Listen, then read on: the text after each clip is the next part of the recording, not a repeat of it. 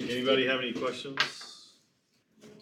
I have a funny story to tell. Oh yeah? So I was attempting to take the quiz for this class, Oh, yeah. and I'm taking an accounting class, and they're both chapter 10s, and I picked the wrong quiz Well, at the how'd wrong you do? time. Didn't even read like her section yet. She had just opened it that day, and I bombed it, and I yelled her crying.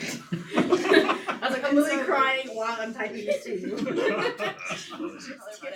I don't know if that's funny. That's sad. Oh, you I was don't like have to. hysterically laughing. I'm like, huh, 50. 50. Works for me. Just kidding. Roll the story. Read. Oh, wow. That's why I got that. Really? Yeah, your professor asked if you had a quiz in my class.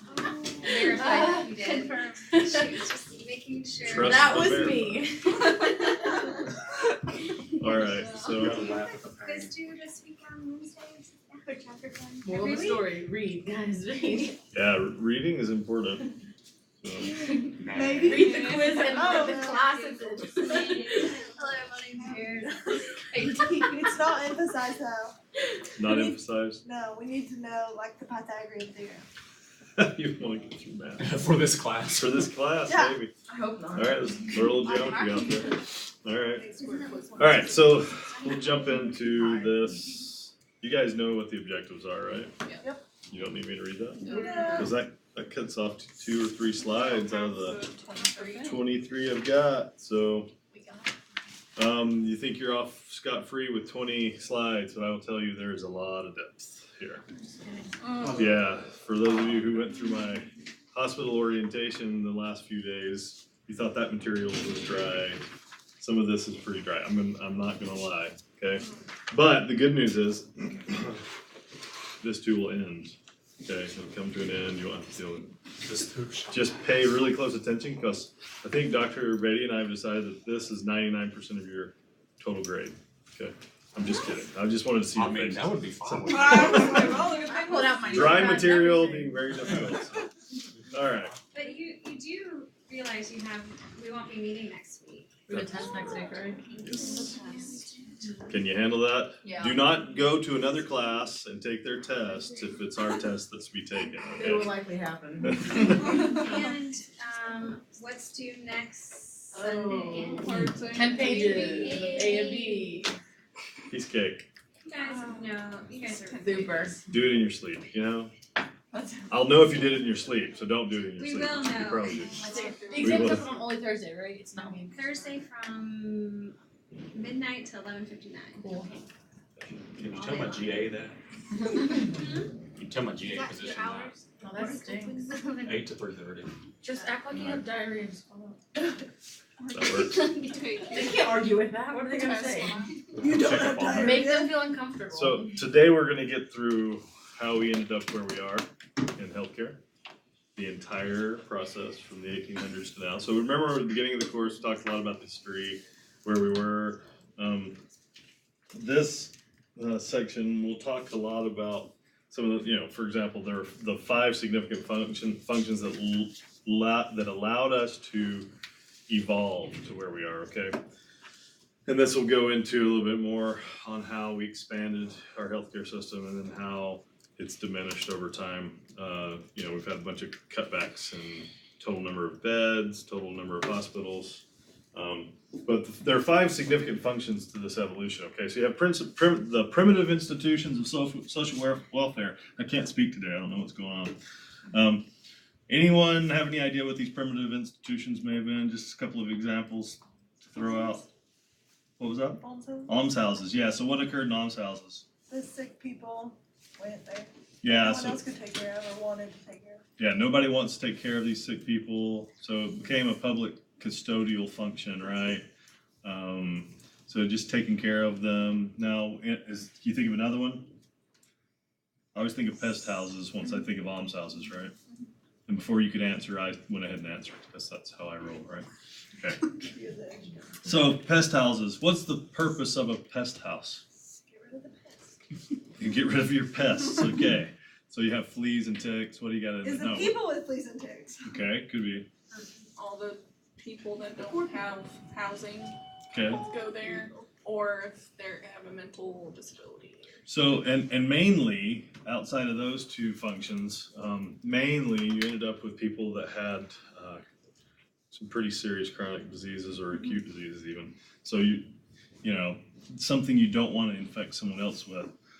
The irony of the whole thing is how much did we understand about infection back then? Yeah, just skimming the surface, right? So that was more of an isolation function, okay? You also had, you know, government institutions. So we had large amounts over time. We lots of sanatoriums, things like that. We ended up with certain charity functions that were out there. We also had the second function, which is organized institutions of I'm jumping to 3 actually. Distinct institutions for care of the sick. So distinct institutions, those were some things like government institutions where they would take care of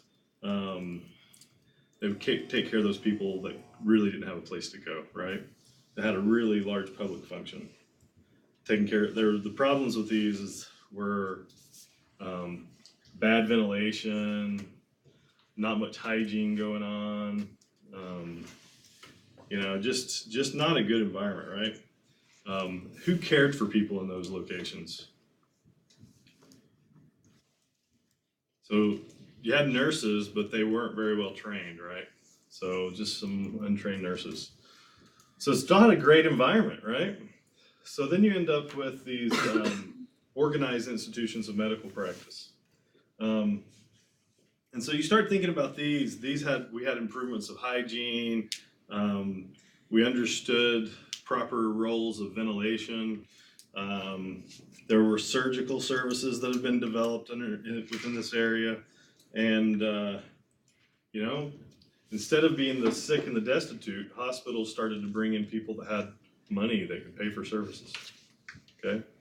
And with that, other things came, right? Technologies could be afforded.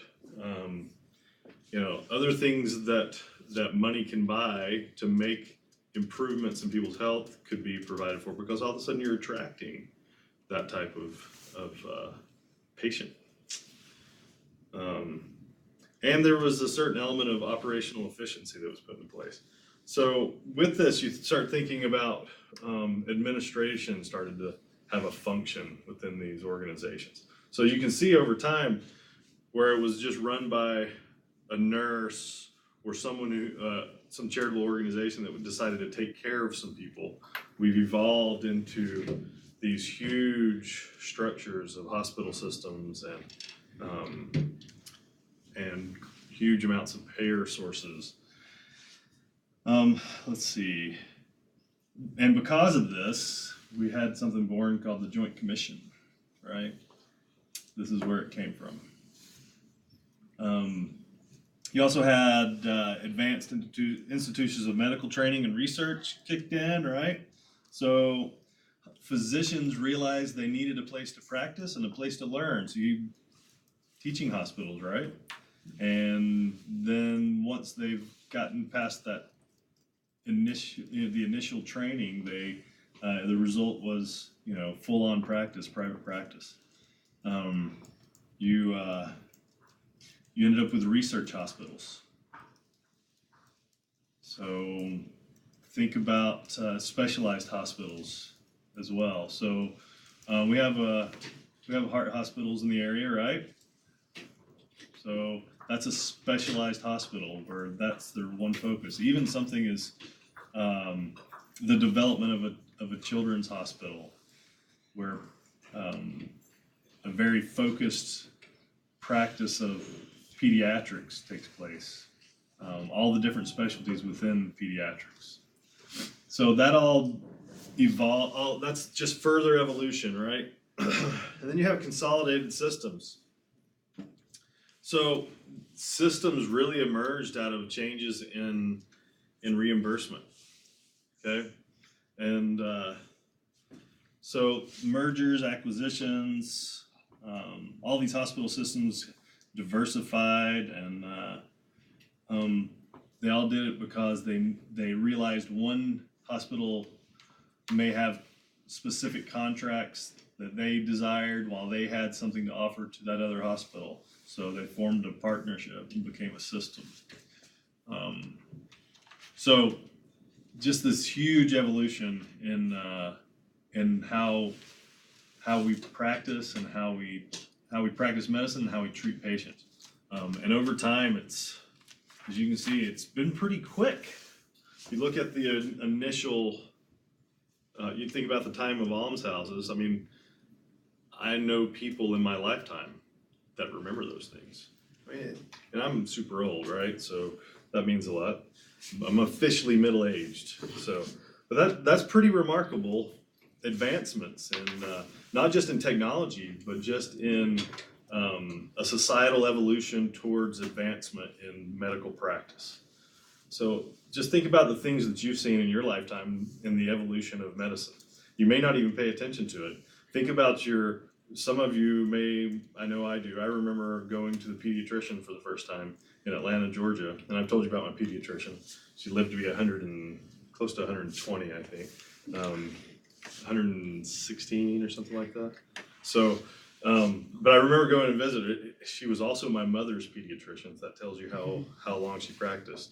She practiced till almost 100, and her name's Leela Denmark. If you ever want to look her up, there's some really interesting. She's one of the oldest people in the world.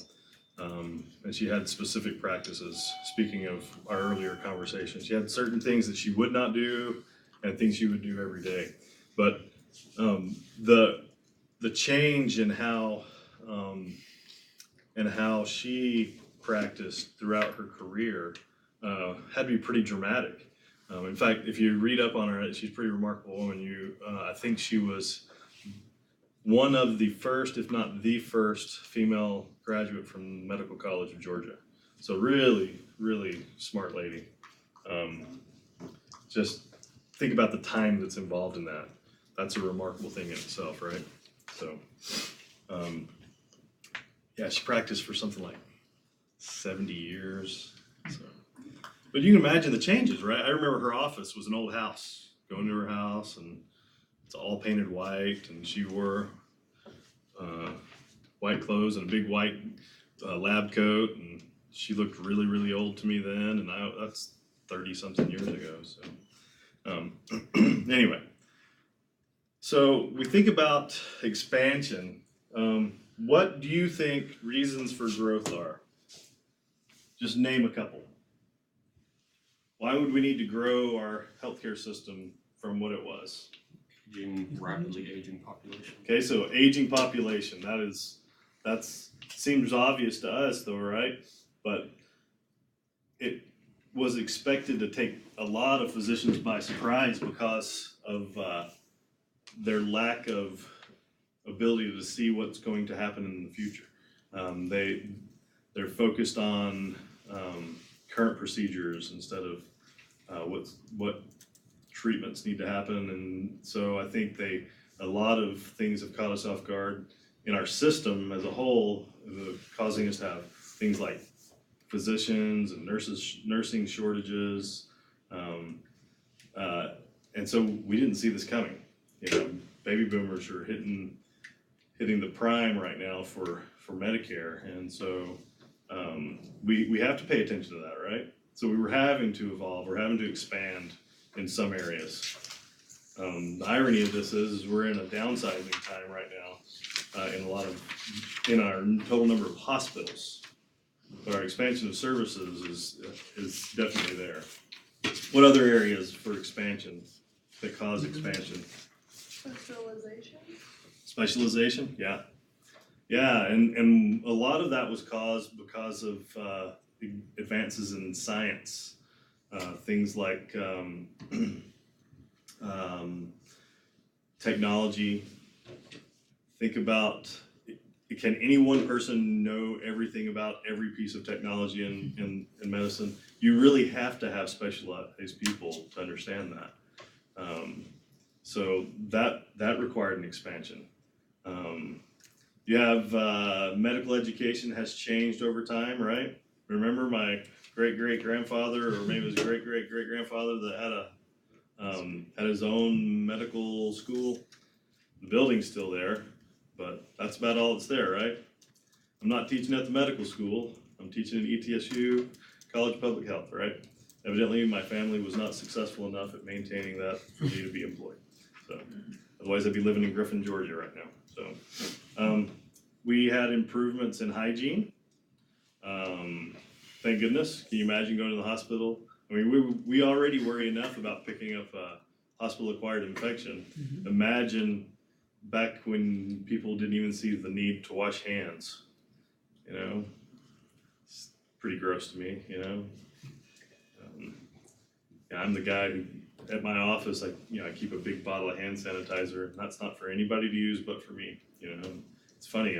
I'm to the point where when somebody shakes my hand, I have to remind myself not to immediately reach for my hand sanitizer because somebody could be offended by that, right? Oh, you just shook my hand and now you want to wash your hands. Okay. Yeah. And in addition to this, would you say that hospitals have been accepted by middle and upper class people? In fact, they're sought after now, right? So there's been a huge shift since the beginning of what we would maybe consider hospitalization.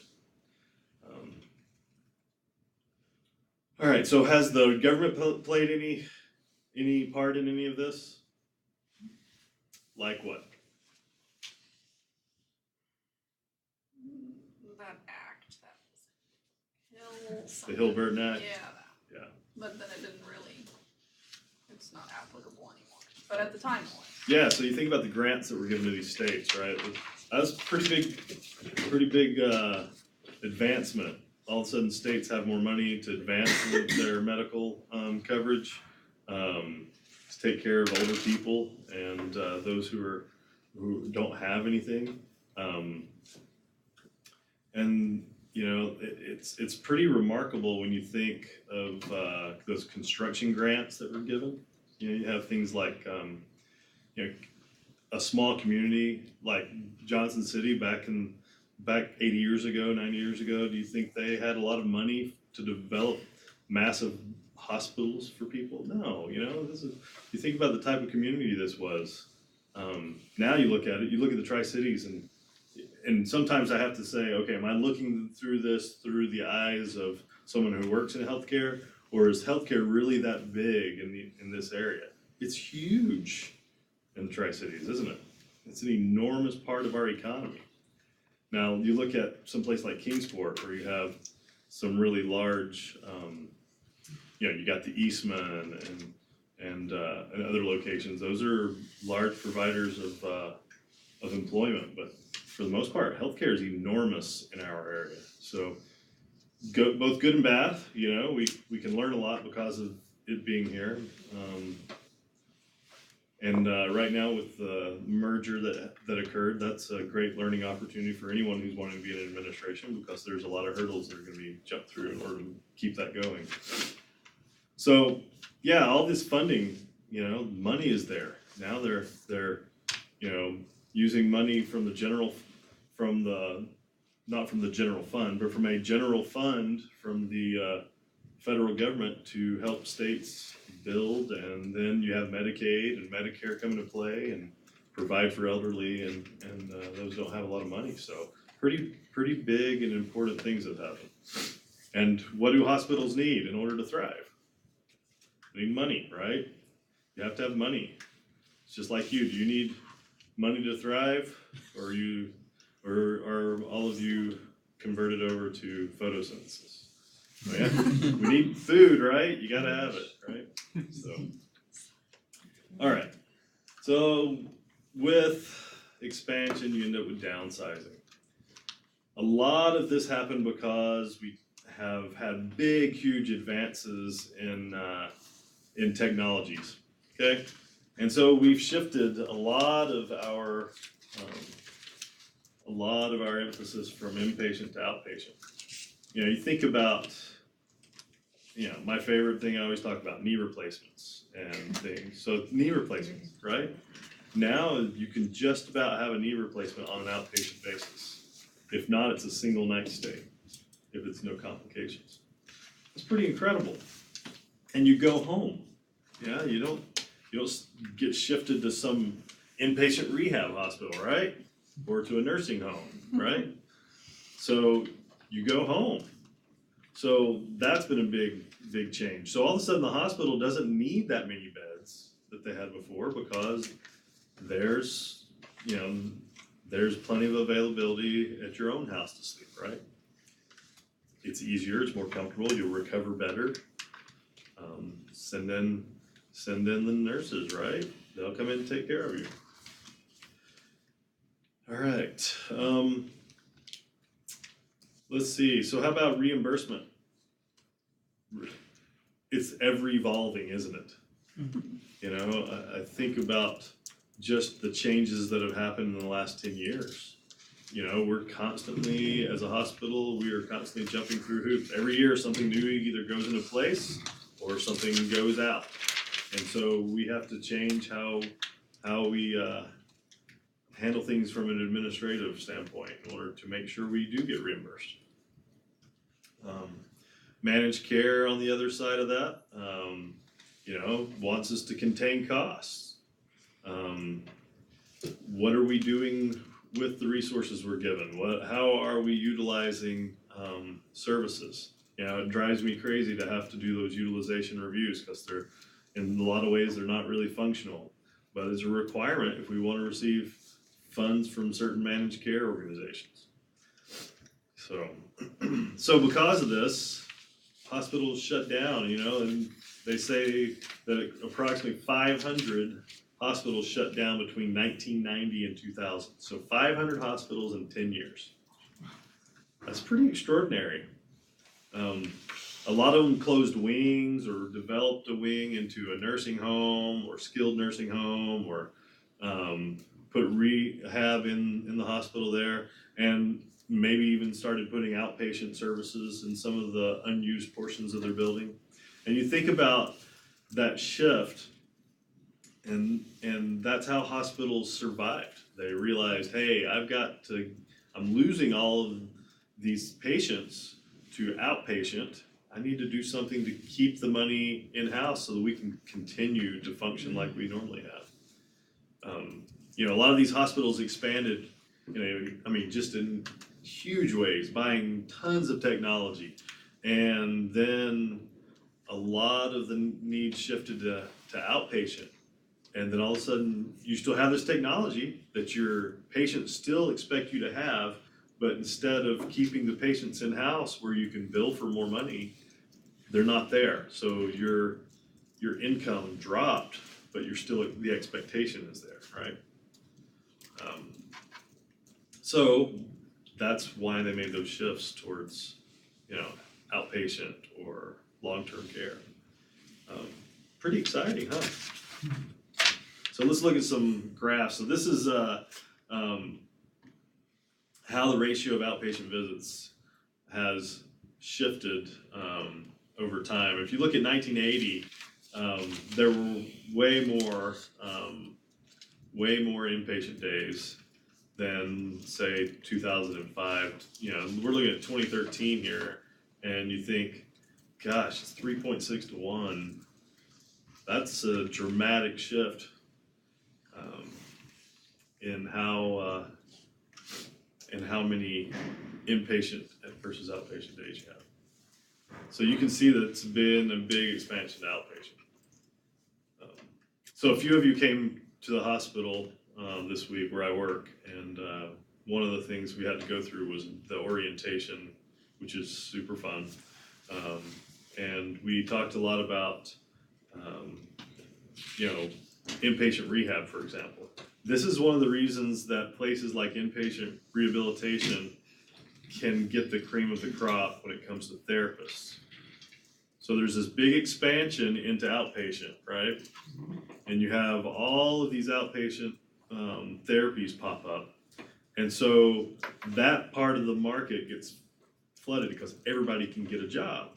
So inpatient rehab says, hey, we can pay more for those services because we're keeping people overnight.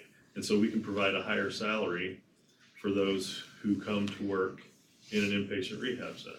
And so because of that, we can be very selective because the number of beds overall has been reduced, right? There's not that many of us in the United States.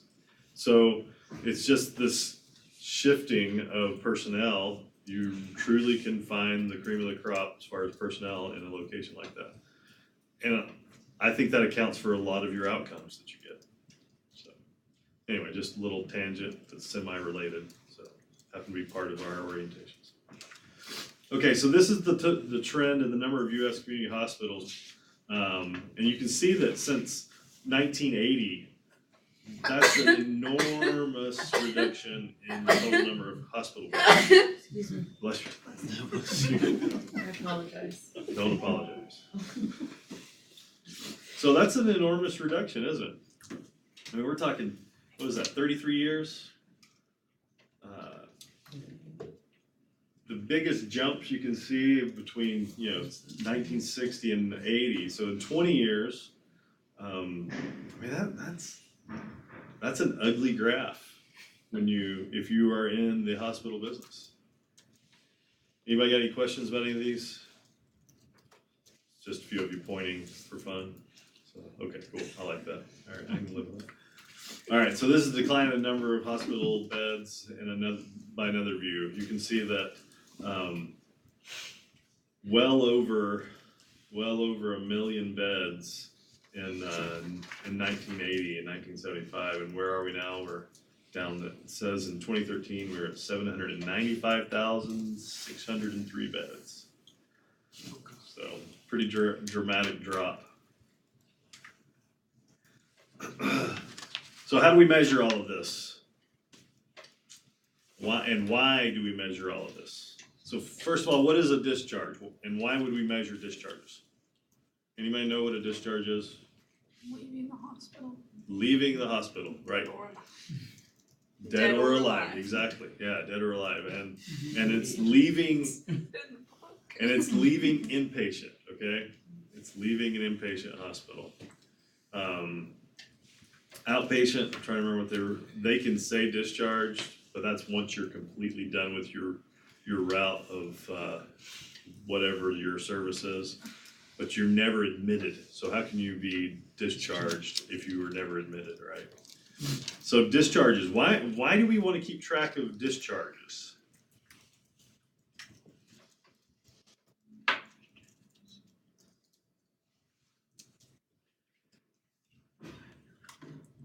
So it's kind of a weird question, I realize, but if you think about discharges, admissions can last a day, Okay, you might have somebody that's admitted. If you're just looking at total number of admissions, you're looking at it over a total month, you may have more admissions than discharges that month. Does that make sense? Because of length of stay. So you really look at discharges, because that means there has become an end to a treatment of a patient, okay? And so from that, you can determine the utilization of whatever services that patient needed, okay? So we think about that, let's think about inpatient days then, okay? So if you take that back a notch, you've thought about discharge, you can look at the services. We might monitor inpatient days. Why would we want to monitor inpatient days? And how is that determined? How many days? 24-hour period. Okay. Time. Actually, you're close. Yeah. Once they stay till after, I guess. Yeah, you hit midnight, it's counted. So you can be admitted at 8 p.m. and that counts as one patient day. You can be admitted at 11:59. And one patient day occurred because you were there at 11:59 and then midnight hit, you were there a day. True. Okay. And so we monitor that. So you're thinking about a night spent by a patient, and we would want to know this because we want to know what occurred during that inpatient day. Okay. So it goes back to utilization of services. And then if we're looking at a total cumulative patient days, that's the number of days of care. We're not going to talk about some days. Do you think in inpatient rehab they receive zero care? No. You're gonna receive care every day, but the utilizations of services on a 7-day period might be different. Is this all so simple it's confusing? Okay, good. So what about average length of stay? Why do you need to know about average length of stay? Because you want to reduce that to reduce costs. Okay, so what do you need to know in order to reduce the average length of stay in order to reduce costs? What do you need to know? We're talking about utilization of services. Treatments are the best. Yeah, so what the most effective route of treatment is for this specific diagnosis. Okay, so then you end up with a patient that has multiple comorbidities, right? And then you're like, what do I do, right? How long is this one gonna be? So you have to kind of figure out what the average length of stay for a patient should be in that type of setting with those type of problems. And what does that tell you about your organization on top of that? What does that lead to from an administrative standpoint? What was that? Better quality. Okay, could lead to better quality, right? Because your outcomes are better, exactly, yeah. But what else is affected by this? Think of other things that are affected by this. Finances, Controller makes the controller happy at the hospital. yeah, makes the controller happy, which I am all about making the controller happy. The expense of your patient? What was that? At the expense of your patients. At the expense, yeah. So, what about staffing ratios? It's kind of important, right? Yeah. If you could look at the average length of stay for a patient who has this, you can schedule your staffing appropriately. All right, so let's talk about capacity. Why do we measure capacity? And what do we mean by how would a hospital measure capacity? They know they have a total number of beds, right? Mhm. But what would they monitor within that? Empty beds. Empty beds. Empty beds, okay? So they're looking at so for example, when I look at my dashboard in the morning, I look at the average bed utilization for the hospital for that month. And so, for example, we've had a low month, we're running around 64% of all of our beds are full. And so that tells me that, first of all, I can look at this over multiple years and say, okay, how are we historically in March? And then track that back to services. What services are most used during the month of March, which we can also track back to diagnoses, right? And so there's all these things that we can use in order to determine how much money we will make, how much staffing we need, what types of services we will be providing during that time, what types of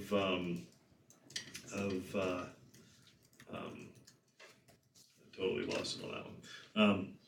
So if you know what type of supplies you're going to need, so there's a lot that gets brought in order into view when we have to measure these specific things.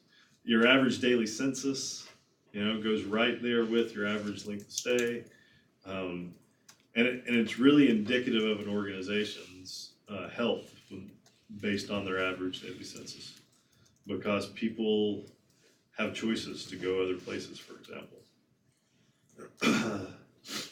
So let's see.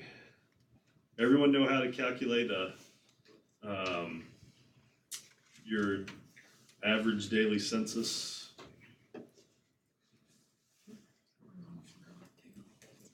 It's pretty simple, right? You count the number of beds full, right? And then you add all those patient days up and then divide it by the number of days in the month. That's your average daily census. Okay. So you've got 28 days a month, you've had 728 patient days. That's what it is. And you have to know that because all of your rates are determined against that number, okay? Especially the total patient days. Your total number of patient days is a really, really important number to know. And because of that, you can determine fall rates, wound rates, hospital-acquired infection rates, all of your rates in your hospital are determined by the total number of patient days that you have. And a patient day, for example, if we're running a census of 22, 23, say 23, okay? And you are third day in the month and you've had the same census all 3 days, you've had 23. Your total number of patient days as of February 3rd would have been 69 patient days, right? So it's how many number of, the old phrase, how many heads in the bed do you have at midnight? Okay, that's what you gotta remember. Pretty simple, right? You guys all mastered it? Great. All right. How about some more graphs? So trends in length of stay in short stay hospitals. So we've dropped dramatically since 1980, but we've kind of stalled out once we hit 2000. 5.8 from 7.6 is a pretty dramatic drop in 20 years, but in 13 years we've only dropped 0.4. On this chart, I don't even know what these are. These are average length of stay in non-federal, selected year. I don't even know what the number is, but it represents the total number of days, I guess. I don't know how they came to that number, to be honest. I'll have to look for that. So it's, see if that shows up. Sometimes my notes show something a little different. Anyway, you can see that it's not been a huge reduction in patient days. In fact, 2010 to now, has anything changed in 2010 that's surprising to me? This graph surprises me, to be honest. What happened in 2010? ACA. So the ACA goes into place, right? And we've become very focused on length of stay, right? So if your length of stay hasn't changed in 3 years, what's going on? I mean, we can make a million suppositions. I don't know that I know the answer to this. But it's pretty interesting though. I would love to see what 2016, 2017 data looks like on this. Because hospitals are very, very focused on this. All right, so this is average length of stay by hospital ownership. So if you look at not-for-profit versus for-profit, between the years 2010 and 2013, not-for-profit has stayed roughly the same, but for-profit is actually, their length of stay has actually gone up. I'm sure there's a bunch of guesses as to why this happened.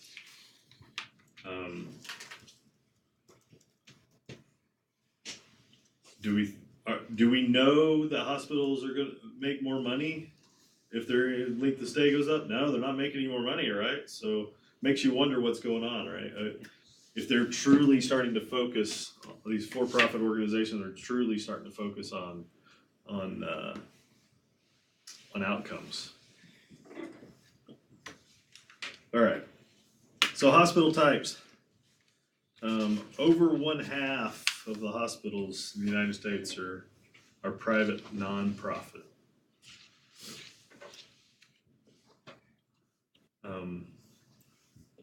What's the advantage? Jumping ahead a little bit, but what's the advantage? They don't pay Tax taxes. exempt. Tax exemptions, yeah.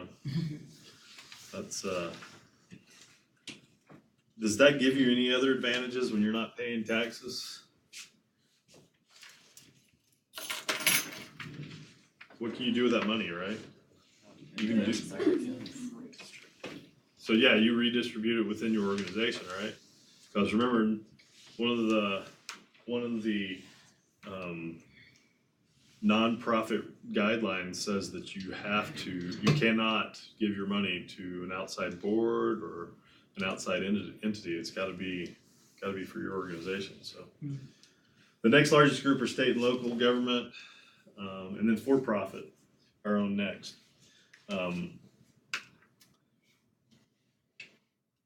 Federal hospitals are the fewest, and public versus non-profit versus private for-profit are those. If you look at it from an outsider looking in, what do you think the biggest differences are between a non-profit and a for-profit. Like financially? Just major differences, period. Well, one like does has to do public good and the other one doesn't. But financially there is no difference because it's a business and they both have to make money. Yeah, they both have to make money. And one has to look at public good and the other one doesn't. But in order to be viable in a community, do you think you have to look at the public good in a hospital situation? This is where there's so much gray area. I mean, I made the shift. Okay, so when we went in 2016, October 2015, when we were acquired by Health South, they became the 50.1% shareholder in our hospital. Prior to that, we were owned by Mountain States Health Alliance, who owned 100%. They now own, well, now it's Ballad Health, owns 49.9% of our hospital. Mountain States Health Alliance at the time was a nonprofit organization, right? And they shifted the majority shares into a for-profit hospital system of this hospital. I will tell you, there is a dramatic difference in how they're run.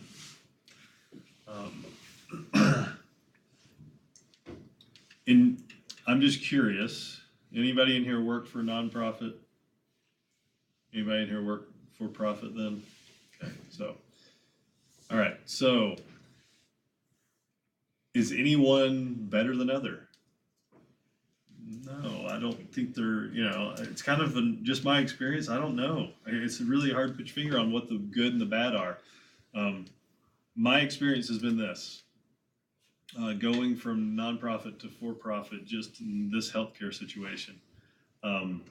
There were greater resources for us once we became for-profit. We have had lots more information available to us that we never had before.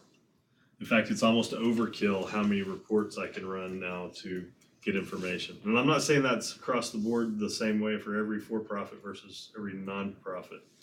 I think it's a lot of that has to do with how each of those organizations is run. But I will say that it's been very beneficial to our organization because now we have all these resources and we can see what we've done bad versus what we're doing better. And so it's an interesting dynamic. Now there is a shift to perform better now because our shareholders expect us to stay at the forefront.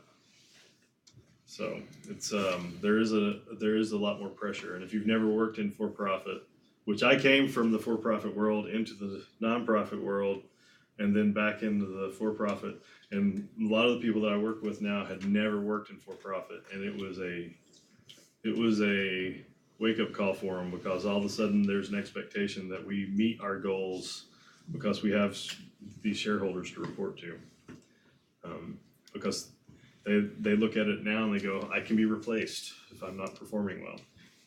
So, all right, let's talk a little bit about classifications. I know you guys are gonna be really upset when we get out early tonight. So mad. Yeah. I didn't hear what that said, but the faces so were. mad. Yeah, I can tell. We can stay later. No, Don't no, worry. it's fine. Beautiful day. It's Let's great. go home and enjoy our family. And the time change, so it's more daylight, it's great. I don't have to walk to my car in the sketchy dark. See, thank you. Thank you. It's all for you. All right, so public access, community hospitals, right? You have community hospitals, you got these non-federal short stays, right? Did I include that figure? Don't know that I did. Didn't. So these are, when you think of community hospitals, what do you think of?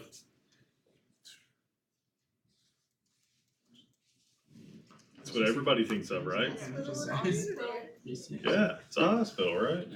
hospital you don't want to go to if you need anything done. Sometimes that's true, it's the hospital you don't wanna go to, right? Publicly funded, when I was growing up in Rome, Georgia, that's what we had, and then there was a for-profit hospital across town. And everybody said, if you wanted to live, you went to the for-profit. Yeah, I'm not gonna name names of the hospitals, but, yeah. You can go on Hospital Compare and find. You can go on there now and find them, look at Rome, Georgia, and thing is, if you're in an emergency situation, are you like, okay, hang on, let me pull up Hospital Compare and see which one of these has got the best infection rates, and Somebody you probably can do are, that right? for me. If somebody can do it, yeah, have them look at it, tell the driver where to go, right? Depends on where you're. Then you have these multi-unit affiliations, these big chains. So it's like, I'm part of a large chain, right? We have over 125 hospitals in our hospital system. And we share information with one another. The multi-unit affiliations, these are dominated by non-profit organizations. So when you think about this, 65% of all US hospitals are part of a chain. That's why you drive through an area and you'll notice lots of, you'll see hospital signs and they're all affiliated. They'll have the same logos. It's like Mountain States was here in Johnson City. You drive to every hospital, you see the same logo on the building, right? It's part of the chain. Excuse me. What are some advantages to these? I already shared one. We share a lot of information, right? What else?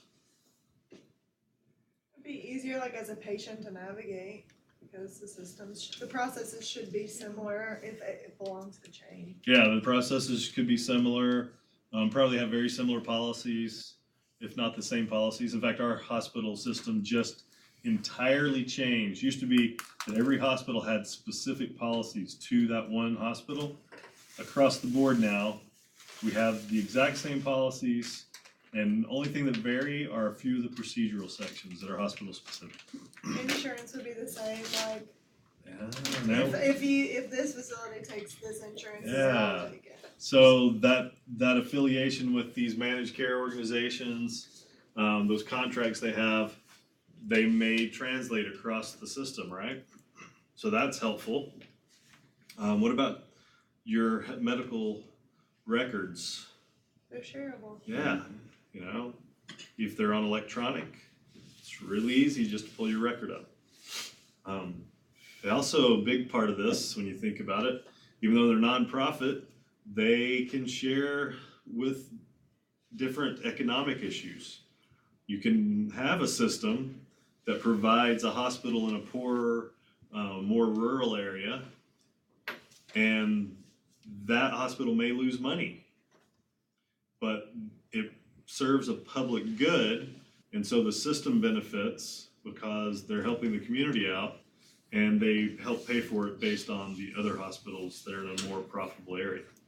So they share in basically profit loss and profit gaining, okay?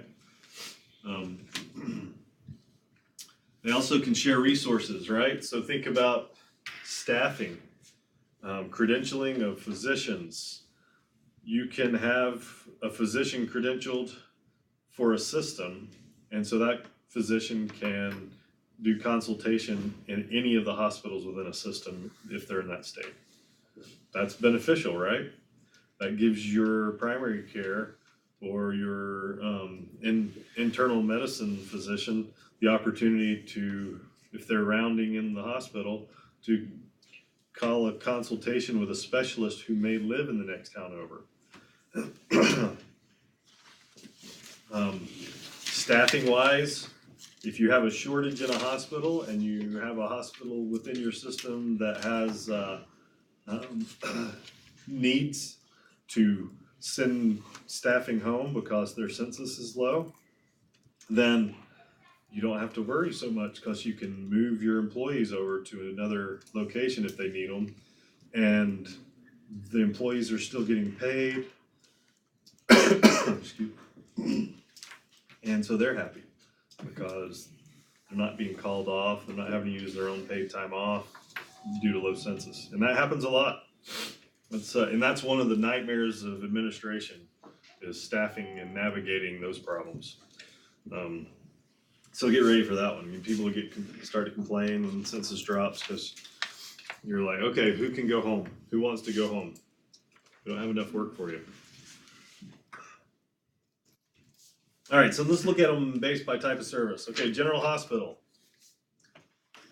Okay, what's a general hospital?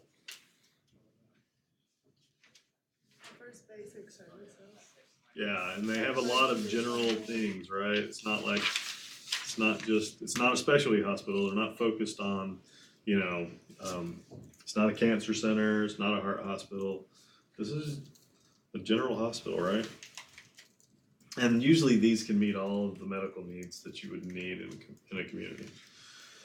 You got a specialty hospital. I talked about a couple of examples of those. Those, what do you think a benefit of having a specialty hospital is to a community? It brings people in who need that specific service. Okay, so it brings people to the system. So let's talk about cardiology, right? On the other side of that, a specialty hospital, knowing it's going to attract people who have cardiac issues, will also attract cardiologists, right? If you just have a general hospital, it's very difficult to just say, okay, how many cardiologists are we going to have on staff? So yeah, it's a huge benefit. I have a friend of mine whose wife is a pediatric neurosurgeon. That's specific, right? That's a subspecialty within itself, right? And so, two sides of that. Where does she work? She wants to work in a children's hospital, but you have to work in an area where you have lots of brain injuries or where people can afford to come to the area. Yeah. To do that. Yeah, and people are willing to do that, right? If they can afford it. If I can afford it, I'm going to go to wherever the best is, right? So, for example, another example is a friend of mine whose wife had a really rare form of a brain tumor, and Duke Medical was specializing in some treatments for that specific type of brain cancer, and so for years they went once every 4 months or so from Chattanooga to North Carolina and had her treated, and it extended her life out for a long time, a lot longer than she would have had she not been there. So yeah, I've got it just dawned on me. I have like 3 friends that had brain tumors. I hate to do a root cause analysis on that because see if I'm the problem. Yeah, I'm the common denominator in those 3, right? Those are sad things, seeing people go through that. Psychiatric hospitals, that's another classification. I think we all figure out what a psychiatric hospital is, right? So I think it's, how about rehab hospitals? I talk about this one all the time, right? But it's a very specific type of hospital.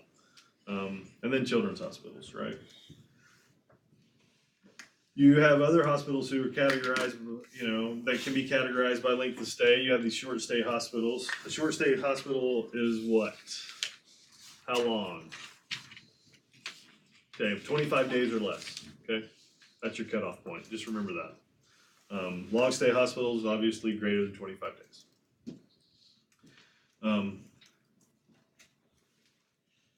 What is the name of these long stay hospitals? What are they referred to? Skilled nursing. Not skilled nursing. So long-term acute care, right? That's what we're talking about. So a lot of people call them an LTAC, okay? But you were really close, it's okay. But that's something that there's not a lot of LTACs in the United States. They're not everywhere you go, so. All right, so what about by location?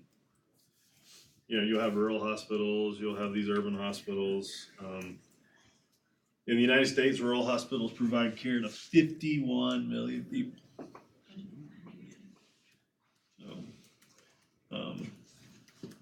So one thing about rural hospitals is think about where they get their funding. They're really dependent upon the federal government, right? Because, you know, 51 million people, that sounds like a lot of people, but when you look at the total population of the United States, you know, they have a lot of ground to cover, okay? And, you know, these poor people have a long way to go to get to a hospital. And so the resources aren't readily available. You look at rural USA, most of the money is not located in rural USA, right? And so there's not a lot of financial resources there. So usually when you think about these hospitals, you think about some enormous 13-story hospital in the community. No, you don't drive out in the country somewhere and say, oh my gosh, what's that enormous building over there, right? And it's usually just some small handful of beds, and that's it. Like the one in Unicoi. Yeah, like the one in Unicoi. And a lot of these have, gosh, why am I losing my mind today? I can't even think. They have what they call swing beds.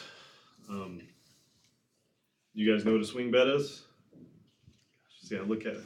You're right in that range in between my glasses where I can't see you very well if my glasses are off, but if I put them on, you're a little blurrier. You know, I need to get my glasses checked. So yeah, swing beds mean that bed can transition from an acute care bed to a skilled bed. Okay, so the hospital technically can receive payment of two types of payment out of that. Okay, once you've swung over into a SNF bed, though, they drop directly into that SNF swing bed payment type. You've entered into a whole new world. And I've never operated in a hospital or in a SNF where swing beds are in place. So don't ask me a bunch of questions about it because I know enough to pass the exam. All right, that's all I knew. So they're also classified by teaching hospitals, by size. You know, think about what do you think most hospitals have? Let's see. Yeah, fewer than half actually have more than 100 beds in the United States. So that's not a lot of beds when you think about it. You know, my little hospital over here has 36 beds, you know? So most of them have fewer than 100 beds. Let's see, so there are about 400 teaching hospitals that are members of the COTH, and you have a few characteristics within teaching hospitals, okay? Those are medical training and research, which also allows you to have more funding for Medicare. So that's a bonus, right? They usually have a larger spectrum of types of services that they offer. Does that make sense? Why would you think a teaching hospital has more services? More technology. Okay, and the More physicians want to physicians. learn more about that, right? They're trying to figure out what they want to do.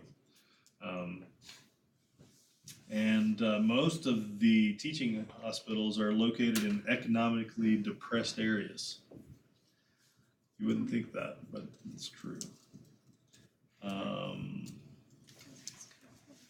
So church-affiliated hospitals, that's another area. These are usually general hospitals in a community, okay? Any church-affiliated hospitals you can think of? Is it Loma Linda? Okay. Arizona, the Adventist hospital. Is it I don't know. Seventh. Seventh-day Adventist. So Seventh-day Adventist, you always hear about the Baptist system, you hear about the Methodists, but the big one out there is the Catholic system. They have an enormous system.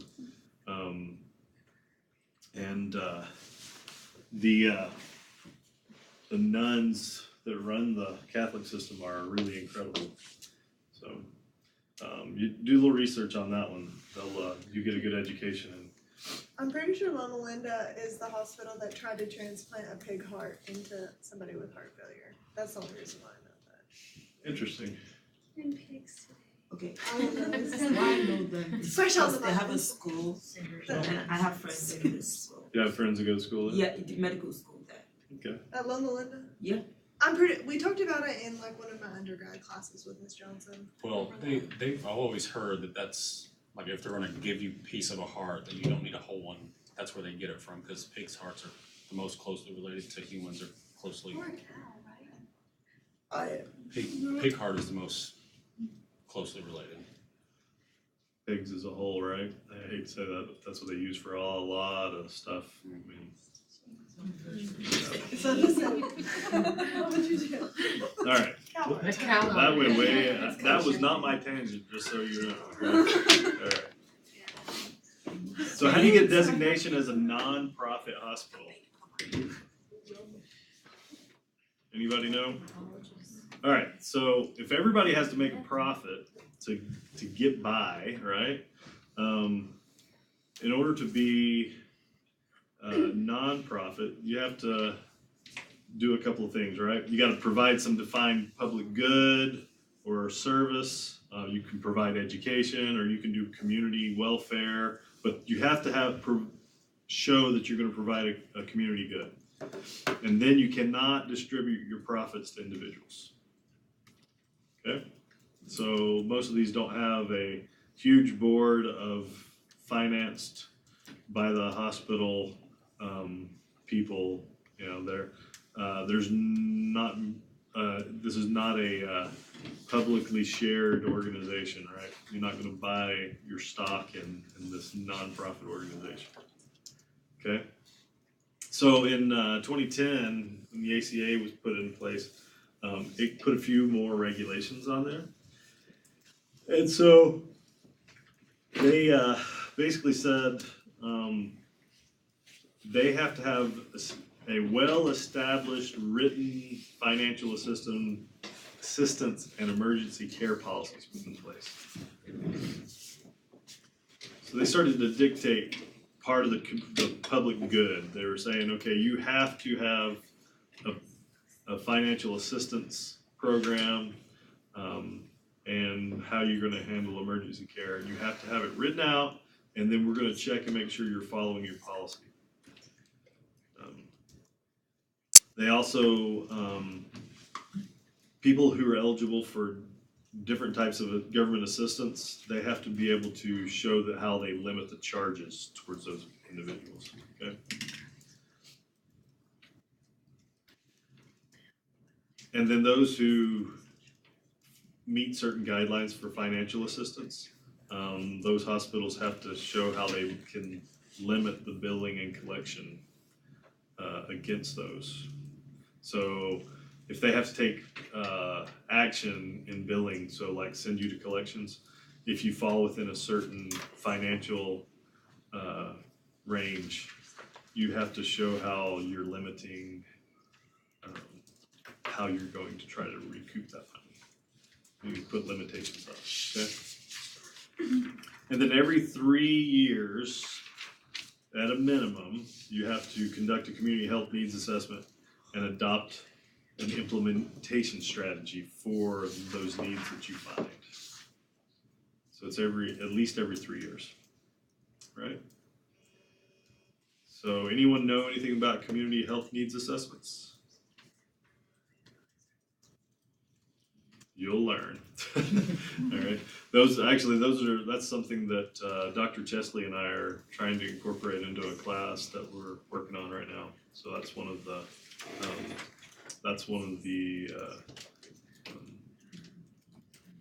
I'm losing my mind today, Dr. Petty. I cannot think of, Which one, the anything. quality class? or no, the leadership and leadership and management. management? Yeah, what is it, the competencies, it's one of the competencies that we have to show, so that's one of the ones that we're working on right now, and both of us looked at each other like, yeah, how do you assess a student to know that they know how to assess community health? So, yeah, so we're figuring that out, so I've learned a lot actually, so. All right, so let's talk a little bit about hospital governance, ethics, principles, and decision-making. All right, when you think of hospital governance, this is a really simple structure, okay? But it's really easy to remember. And this is how people, when you think of hospital systems, this is the basic structure that you think they have, okay? Now, there are other convoluted ways that a hospital can have structure. I think some of you saw the upper, if you know, Adrian, you saw it, right? And Don, you saw it, right? Our hospital structure, the CEO, and then there's like 9 directors. And then after that, everything just kind of feeds up through the directors. And above the CEO is the board of trustees or your governing body. Just depends on how you wanna, whatever you wanna call your board of trustees, okay? And a governing body or board of trustees, their job basically is to ensure they can dictate the focus of the hospital, and the CEO is responsible for making sure that the day-to-day operations meet those visions, okay? Now the medical director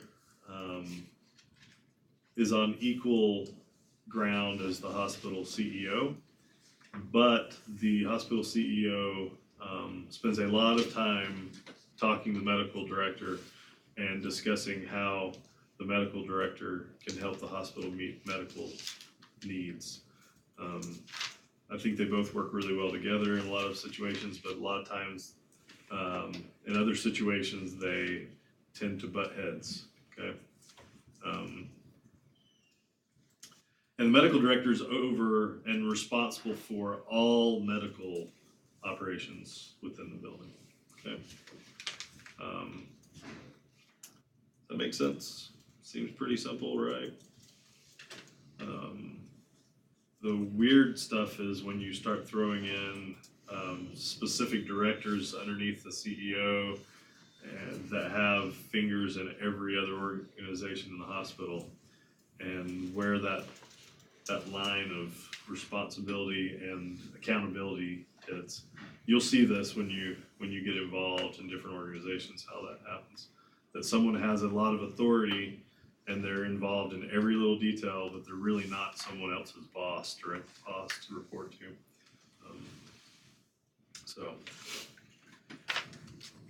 All right, licensure, certification, accreditation, easy things to remember, okay? Licensure is a state function. State does not license you, you will not be open, okay? Certification is what allows you to get paid, okay? It's easy, so that comes from federal government. So for example, CMS certifications, that would be what allows us to get paid, right, through Medicare. We can lose our certification and still be licensed by the state to stay open.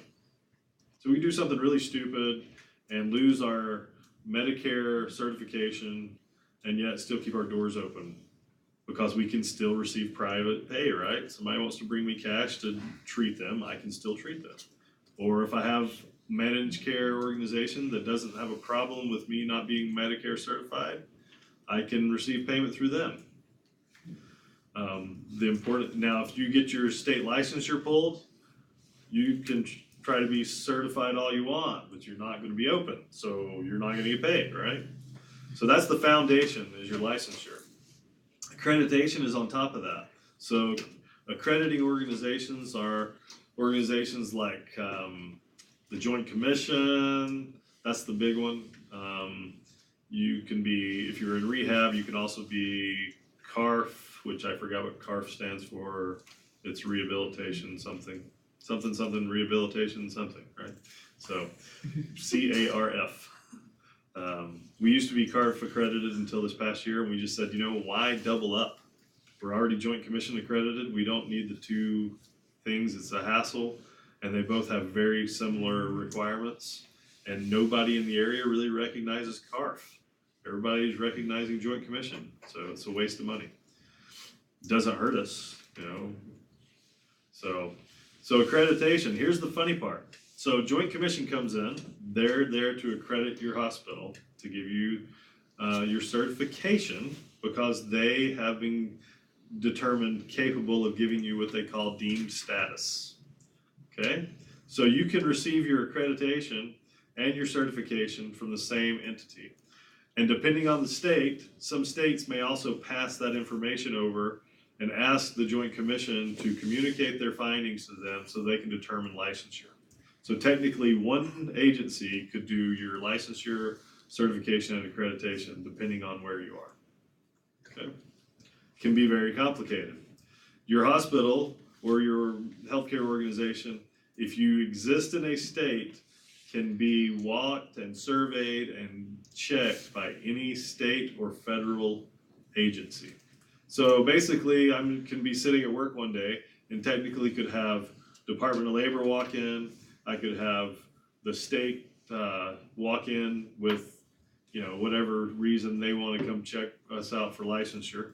They could, I could have Joint Commission in at the same time. I could have the local county health department coming in for a certain inspection. The fire marshals could show up, and that's just one big happy day, right? So it happens sometimes. Okay. I've had the department, not here, but when I was in Arkansas, I had the state, 2 state surveys going on, a Department of Labor investigation, and a, what was the other one?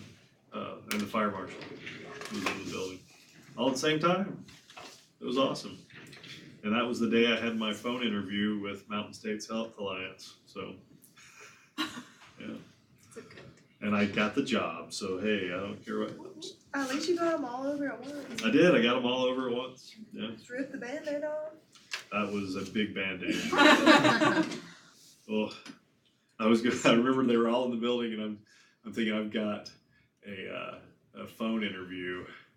I don't remember, it was like 2 o'clock or something like that. I'm thinking, how is this gonna work? And my wife and I thought this had to have been divine intervention, because I went out to my car when the phone rang and it started pouring down rain, and it stopped raining the minute I hung up the phone. And I came back in, and my admin assistant says to me, gosh, I didn't think you were gonna come in. That was such a heavy rain. I didn't blame you for sitting in your car for 45 minutes. So it's pretty funny. I was sweating it though, out of the building for 45 minutes. I'm the director, you know, over the whole building, and I'm like, what do I do, right? They're probably finding every problem right now, and I'm not even in the building, so. Literally put all my eggs in one basket on that one, right? Going back to, let's see, some of the other accrediting organizations, you can have American Osteopathic Association. They have deemed authority as well, so they can give you deemed status. And I'm trying to think if there's anything else you need to know on this. There's no way, for example, certifications, you can be open and have 100 certifications. Joint Commission is really interesting, by the way, a little bit of a tangent, but it is really interesting about what you could do in your hospitals or your other healthcare organizations. If you can work with the Joint Commission, then the Joint Commission will actually, if you can establish standards, if you can show them standards that you want to use, you can create your own certification. So say you wanted to do a certification in, I don't know, give me some crazy diagnosis or something. I don't know, lancing of boils. That's awesome. We're gonna be certified in boil lancing. Okay? If we can show that there are clinical guidelines for that. We establish those clinical guidelines, and then we establish metrics based on those guidelines. We show how we're meeting our metrics and how we're following those in a proactive way. We submit that to the Joint Commission. They'll come out, they'll survey us, they'll see if we follow our own guidelines, if we are truly meeting our metrics, we're following our policies that are associated with it, and then they'll literally give us a big gold star on a certificate that says that we are certified in Lansing boils. It's really a key service that you need to Huge service, advertise. yeah, why not, right? Bleaching. So once you make your own certification like that, does that get recognized by Joint Commission across the board? Across the board, And then yeah, any hospital absolutely. can just be like, oh, we went And this. so that's how, for example, stroke certification, that's just one example, that's how that started. A hospital said, hey, would you guys work with us and help us come up with a plan for certification? They said, hey, basically you show us what you think a good plan would be. And so they went to someone like American Heart Association, American Stroke Association, and said, hey, what are your clinical guidelines for this? We're gonna follow those. And here we're gonna establish policies based on this. This is how our staff's gonna interact with stroke patients. These are the metrics that we're going to establish for our hospital to meet those guidelines. And if we fall out, these are the action plans that we're gonna put into place. And if we can maintain a certain status, what do you think about that? And they're like, yeah, that sounds great. And so we'll come verify. When these accrediting organizations come out and do certification, they are looking to see if you are maintaining your own guidelines. So they will survey you not just on what CMS or whoever the guiding organization is that dictates policy and for reimbursement. If your hospital says, if for example, if Medicare says, we want you, your hospital is required, I'm gonna make up something crazy, okay? It is required to have a patient satisfaction score of 85 or above from a patient satisfaction monitoring organization. And you write a policy that says, our hospital will maintain a 90 or above for patient satisfaction, not as a goal, but as a policy, okay? We're not talking goals, this is policy. And they come in, they see you're hitting it at 88. You are in violation of your own policy, and they will cite you for it, okay? So you get a citation that says you have to correct this. If you do not correct this, then we will cite you again, and then we will consider pulling your certification, okay? Because you're not following your own policies. And that's what they're trying to determine. Most policy is dictated by federal guidelines, okay? And so when you interpret those guidelines wrong, they come in, they say, nope, they're supposed to be interpreted this way. Here's your citation, okay? And so most people look at that and go, you tell us how to interpret it and we'll write our policy. And if you say that our patient satisfaction is supposed to be 85, we're gonna put it at 85. Because why? Why not, right? Why would I make myself do more and then be found to be negligent? Or negligent is not the right word because nobody likes that word, by the way, in hospitals. Neglect is horrible. No, you're found deficient, okay? That's a better word for it. So does that make sense? So everything's policy driven. All of this stuff here. Certification, accreditation, when they look at your organization, they're looking at your policies. It's great. They come in, I have a book in the hospital. If anybody ever wants to come look at my survey book, Joint Commission and Medicare have requirements that they say you must meet these guidelines, right? And they want to see exactly where you have that. So we may have 580 policies in the building. Not all of those are going to be required that we do, right? So I know they're gonna ask about these things, so I put it all in a book. I've got one big book. When they walk in, that book is always updated, and when they ask for something, I pull it right out of the book and I hand it to them. Makes them really happy because it's right there on the spot, right? And it makes me think on a monthly basis, what has been updated? What do I need to check that's been updated? Is there a new federal mandate that I need to make a change in one of our policies or in something that we're monitoring? So they may ask us to monitor, food services for something. And so all that monitoring that's required, I'll have in there. I'll pull out and they'll say, hey, patient complaints, for example, we need to see 12 months worth of your patient complaint log. And so I keep a patient complaint log, and every month I move, when we finish January 2018 is in the book, January 2017 goes in a file, because I don't need to show them any more than they need to see, right? So that's how those work. Pretty, you get yourself a system down, everything's just fine. But that's how accreditation and certification work in a nutshell. Any questions on that? No questions. I have answered everyone's questions. That's amazing. And you all look really tired. We have 2 slides left. You guys want to take a break? Okay. All right. Let's talk about magnet recognition. Now this one, so the ANCC, this is one of their designations they give to hospitals. I went online today to look up magnet recognized hospitals, that have full magnet recognition in each state.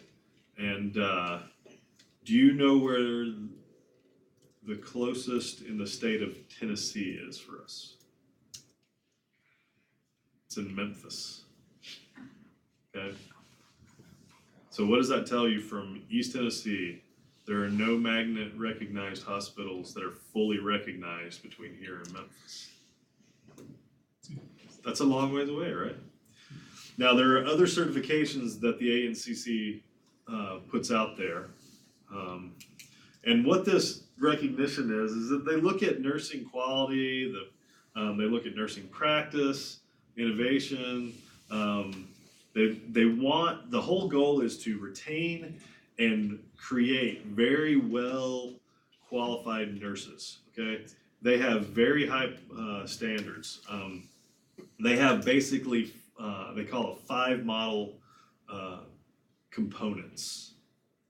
So they look at transformational leadership. And what their transformational leadership segment looks at, that's like strategic planning. They want to make sure that nursing is visible, and that there's some element of advocacy for nursing in that hospital. Usually a very high level of advocacy, meaning that nurses have a voice in the hospital, okay? Then you have staff empowerment, or structural empowerment is, I think, what they have on their website. And it's really they have a, it's like, it looks almost like a Deming cycle, PDCA, except it has a center focus. And I think center focus is like empirical outcomes or something. But the structural empowerment, if you think about staffing, if you were to empower your staff, you would have things like, you would look at professional development, right? Does staff feel like they're given opportunities to get good and additional education? Do they have good professional engagement? You can have all the educated people you want, but are they engaged in their job, and do they communicate? So that's what they're looking for there. They're looking at professional nursing practice. They call it, they want to see an exemplary level of nursing practice. And so what they do is they say, we want very ethical nurses, we want a high level of accountability, and we want autonomy. So they want them to own their jobs. They don't want somebody micromanaging. They want them to actually own the job, okay? They look at new knowledge, innovations, and improvements. So they want to make sure that that hospital has research, that they are, the things that they research and the practices that they have are evidence-based. And they use that to determine the level of innovation within the organization. And then they look at those empirical outcomes. And so what they do is that actually, by looking at empirical outcomes, they're shifting from process, okay? They're not looking so closely at process, and they're looking at outcomes, okay? They want to see what the results are from allowing people basically to own their jobs. Some of those outcomes are clinical, community, workforce, and organizational. Those are the 4 areas of outcomes that they look at. So they also look at nursing outcomes and indicators. They look at nursing research, the practice changes. They look at professional development, work environment changes, and then they look especially at community involvement.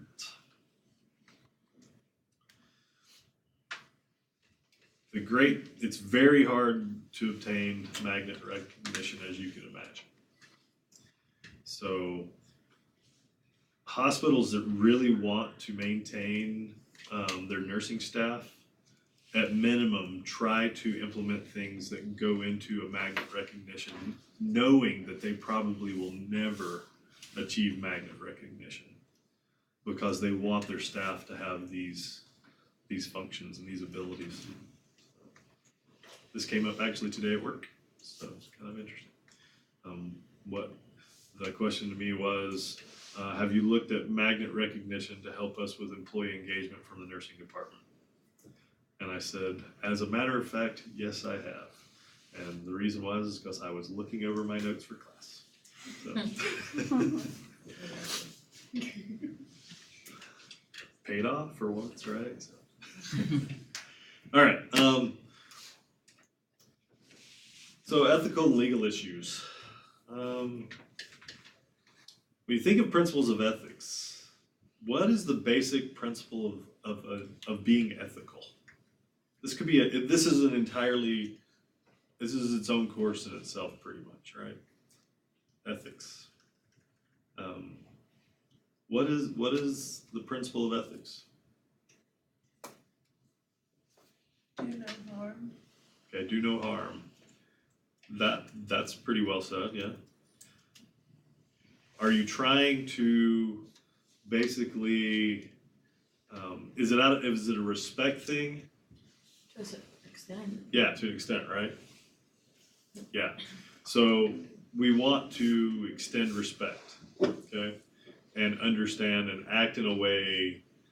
Ethics involves honesty, it involves a lot of different aspects. So in the book it says that the principle of respect for others has 4 elements. Everybody read that already? Everybody knows those 4 elements? So it's autonomy, okay? So you have truth telling. I think that's important, right? Confidentiality, and you have fidelity.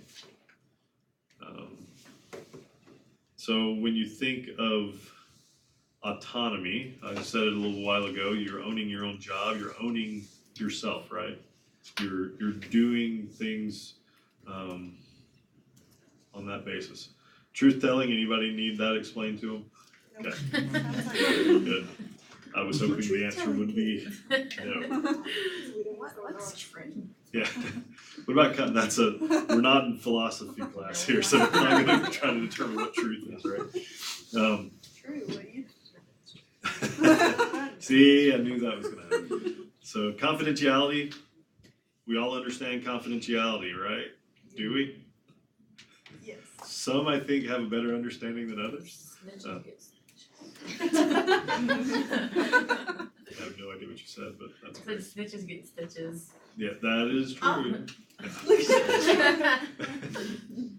All right, how about fidelity? And why does fidelity have a role in ethics?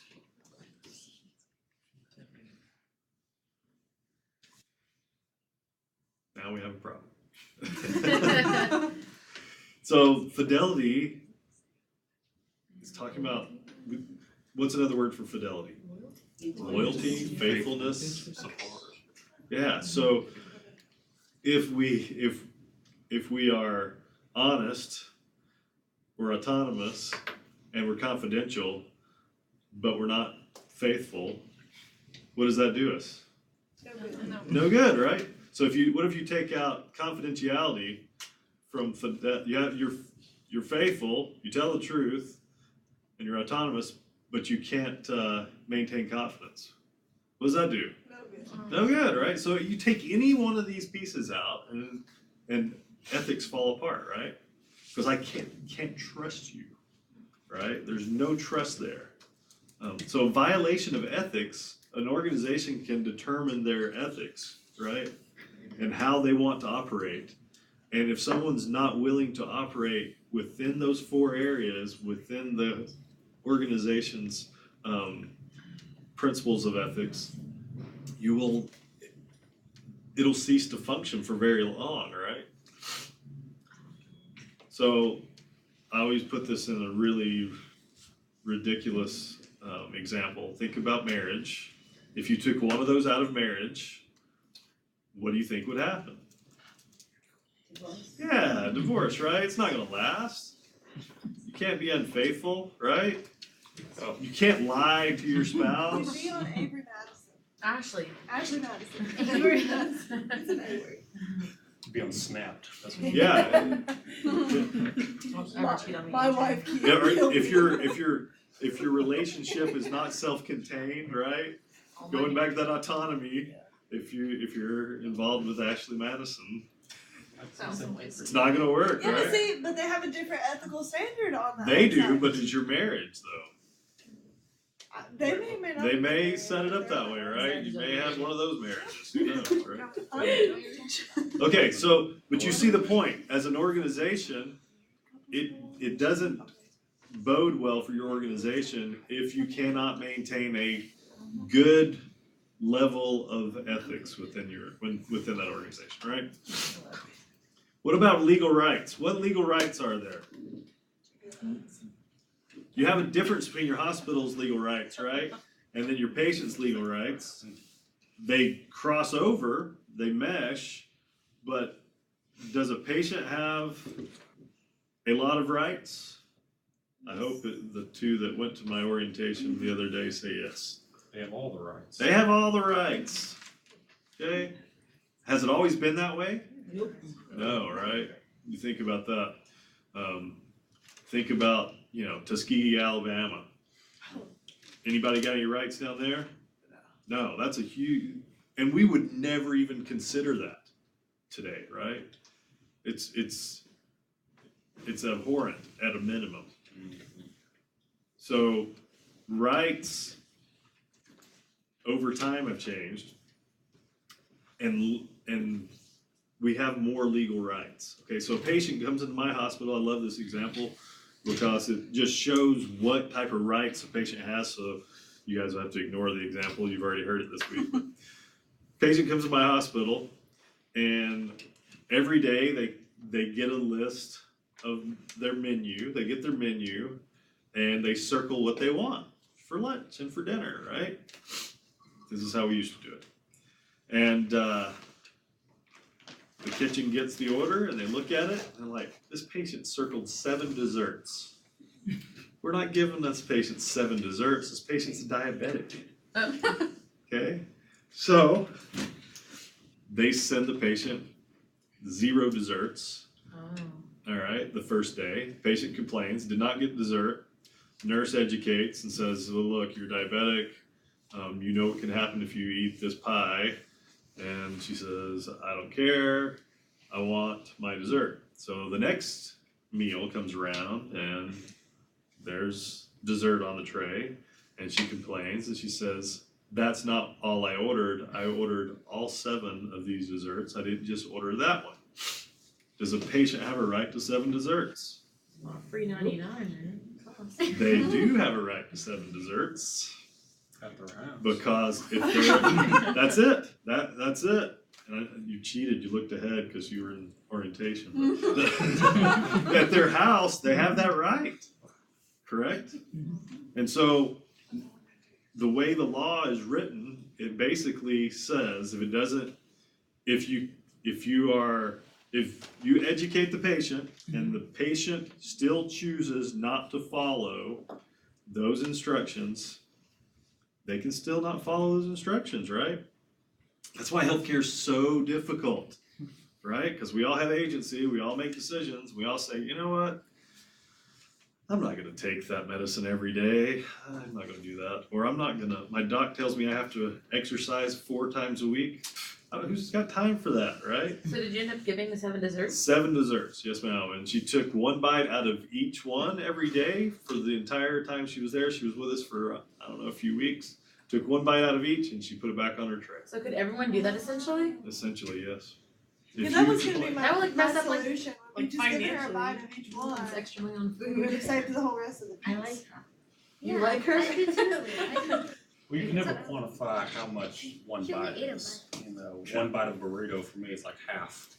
Yeah, but we're talking about dessert here, it's like Yeah. a little What if I wanted, like, spoonful. One 7 piece of meals? cake Like a is one sampler bite per platter. But see, what happens if I put a sampler on there Then she can pick her favorite. and she gets mad because I did? What if I wanted to eat the entire piece that time? That's the point. Okay, she had the right to say no. I would do this in my own home. If I'm at home and I wanted to eat all 7 desserts, if I want to eat 2 gallons of ice cream at home, I can eat 2 gallons of ice cream. Amen. And what? But at what point do you say that, okay, is if she's in the hospital for, let's say, hyperglycemia and So she, do you want to write a law that says I'm you're in the hospital for hypoglycemia, we're not allowed to do this? I'm asking, like, is there anything that says that, okay, you can say, okay, do you, like in Nigeria, you can sign DEMA, discharge against medical advice. And But see, ship if you. they're not trying to leave the hospital, So you can't tell them, I bye can't. bye, go home. now you can, probably not based on, you want to be the hospital that tells them that? No. And she No. was in because she had And so- diabetic or what? No, that wasn't why she was in. Oh. That was So, just all so this. think about this though. Now, the federal government has tied your reimbursement to patient satisfaction. Blah. So if you No have one's unsatisfied patients, if she's only getting one dessert and one 7, she ruined your metric scores. It's almost turned into like retail if you don't have to go. Hey, somebody made the connection. Mhm. Yeah, it has. I mean, can she do that with I'm the quitting my job, by entrees the way, in too? 2 weeks. What's that? Can she do that with the Why entrees and be wouldn't- like, why I couldn't want she? all of the Could you entrees? do that at home?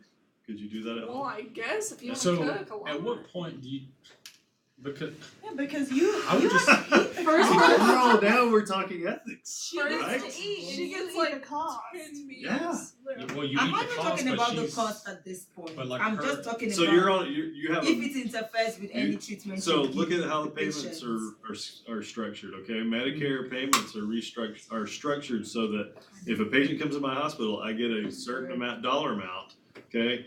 Regardless of what services are provided based on that diagnosis, okay? So if I have to transport her to 2 doctor's visits while she's in my inpatient rehab hospital, I have to pay for those I have to pay for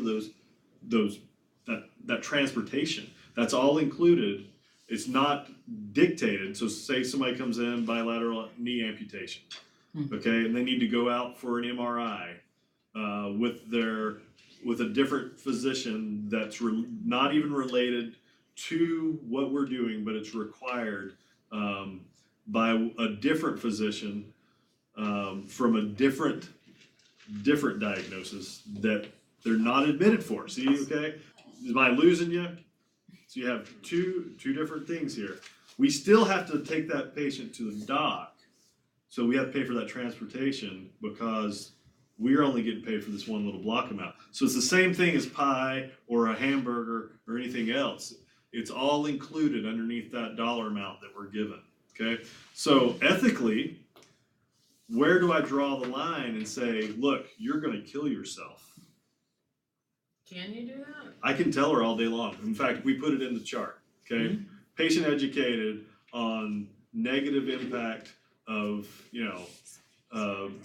and possible glycemic events or whatever, however they want to phrase it in the chart.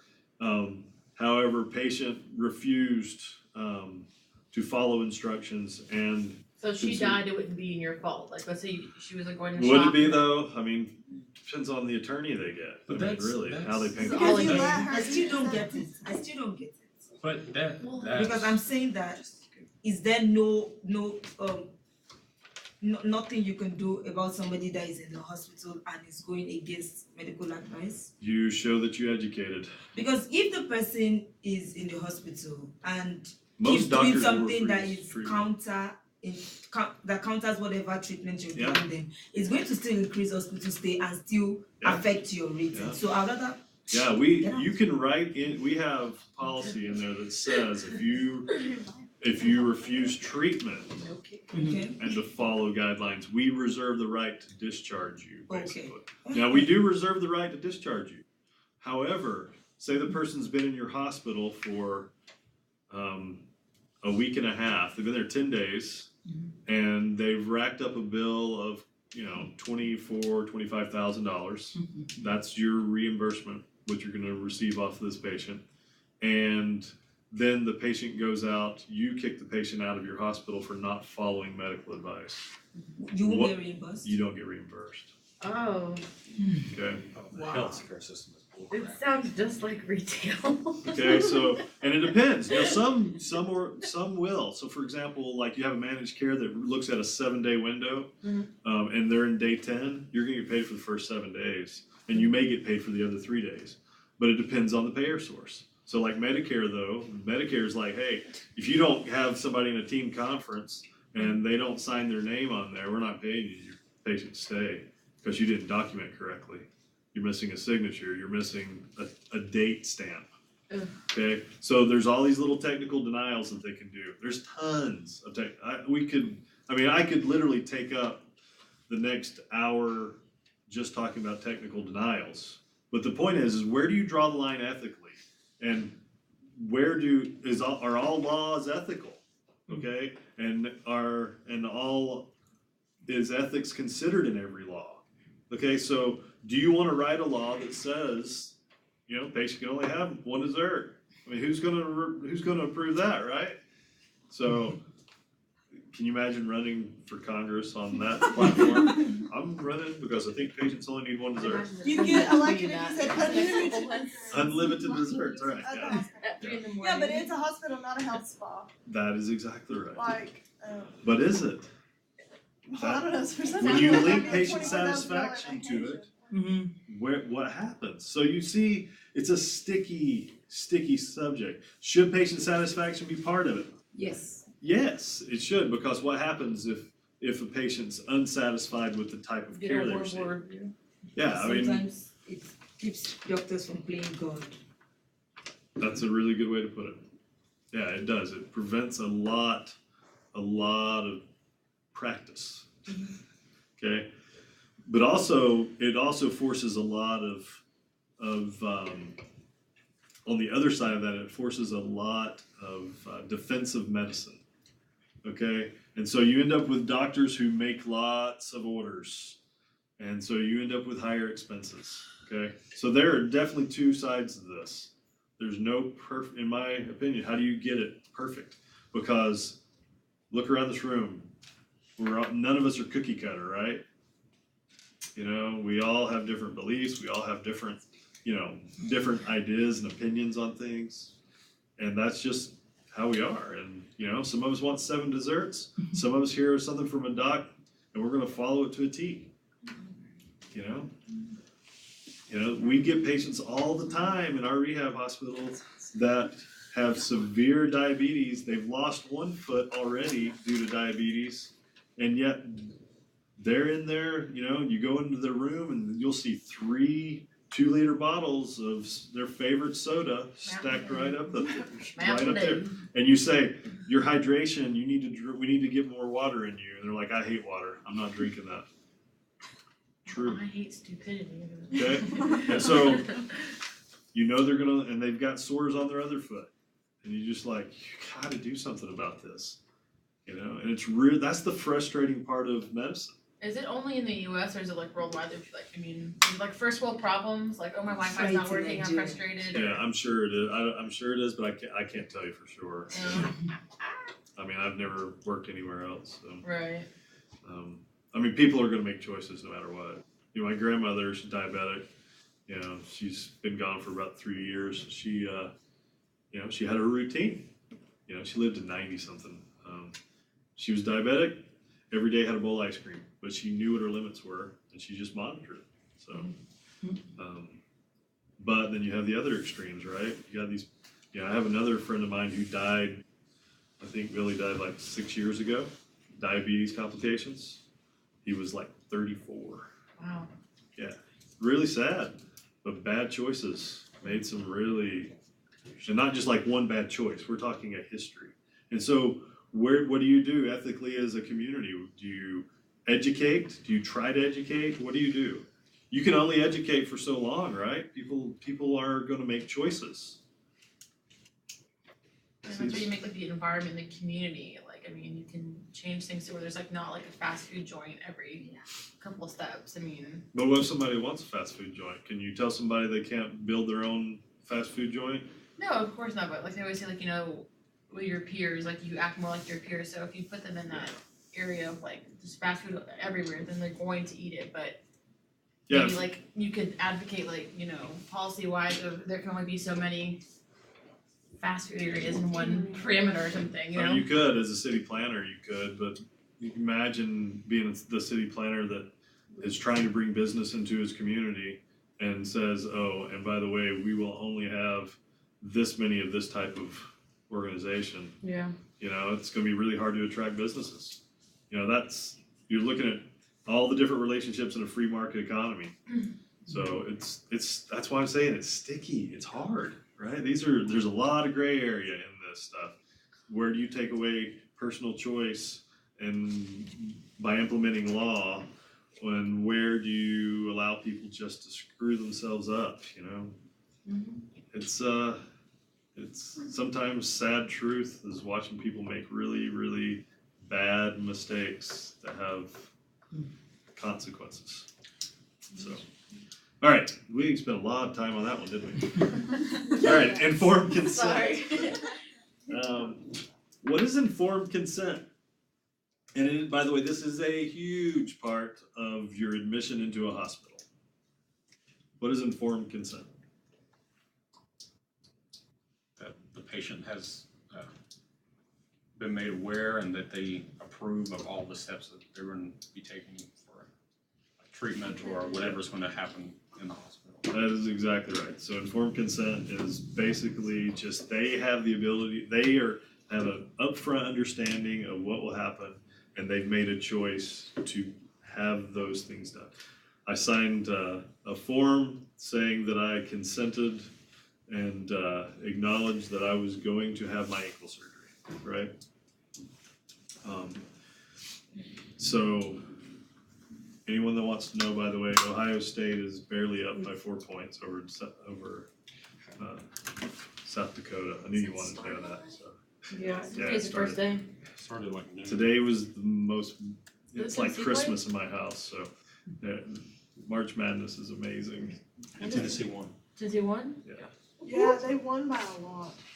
Yeah, At least I was watching at lunch and they were up like 10 points. So thinking about informed consent. No, he's like, come on. Yeah, so you're making those choices, right? You also have a right to complete and current information.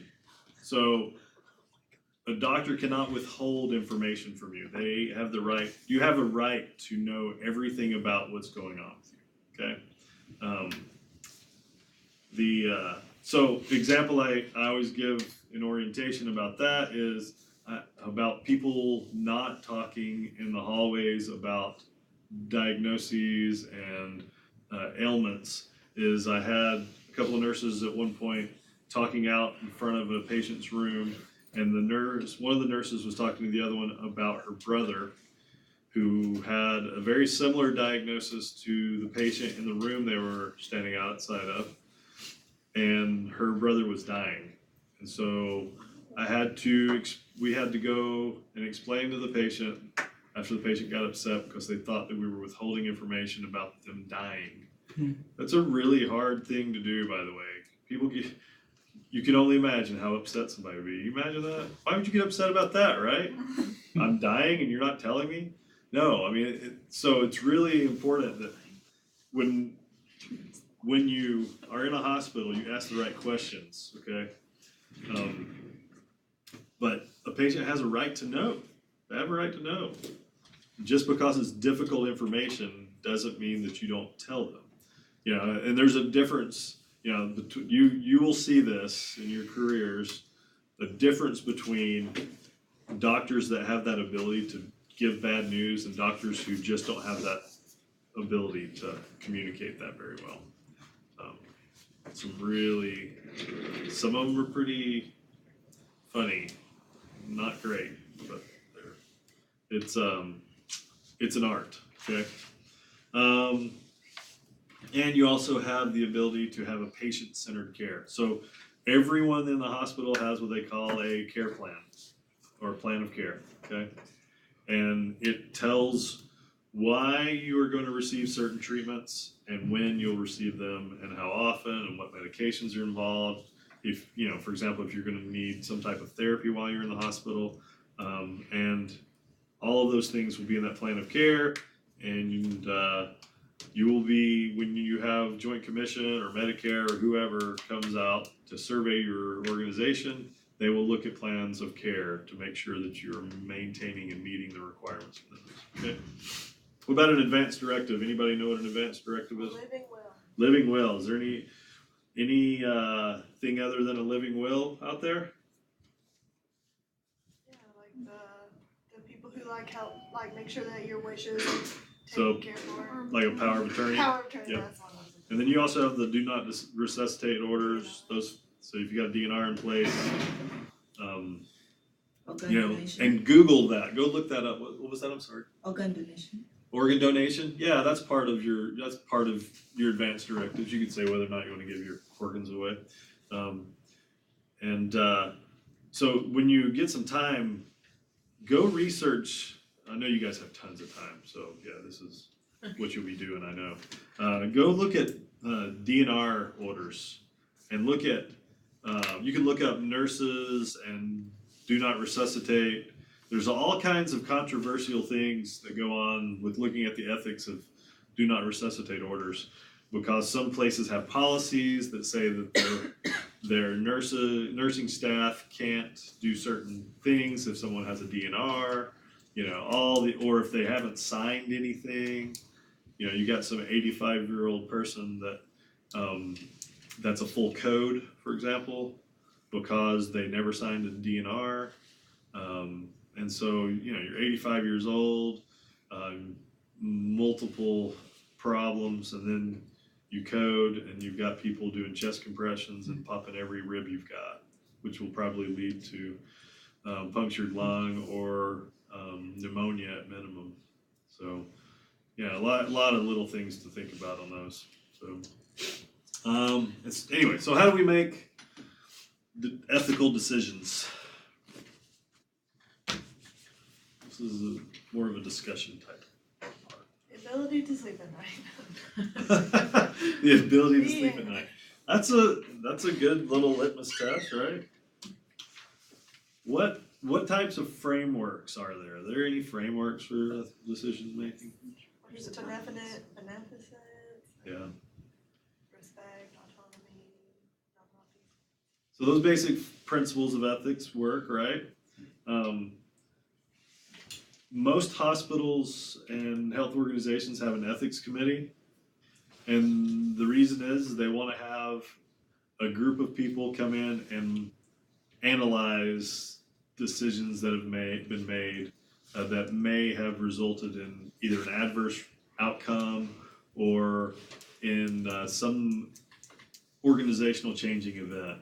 And so those committees can look at how people acted, and the results of those committees can dictate policy.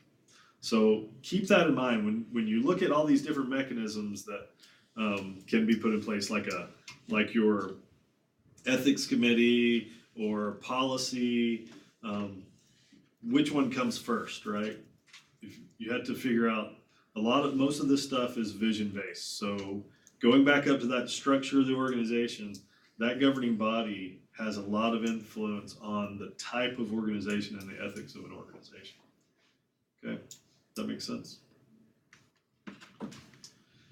Anybody want to go home? Yeah. Any questions? Okay, so remember, exam next Thursday. Got some stuff due. Some Stuff. Yeah. All the stuff. All the hard stuff is due, so if you have questions, reach out. Can I make a personal plug? If you send an email, will you please copy both me and Dr. Beatty on those? Yes. That's a personal plug. It's really hard when I get an email from one person and I don't know if Dr. Beatty's been contacted about this. And then I have to forward it to her and say, hey, what are your thoughts on this? Instead of just, responding, okay? Alright, thanks guys, have a great one.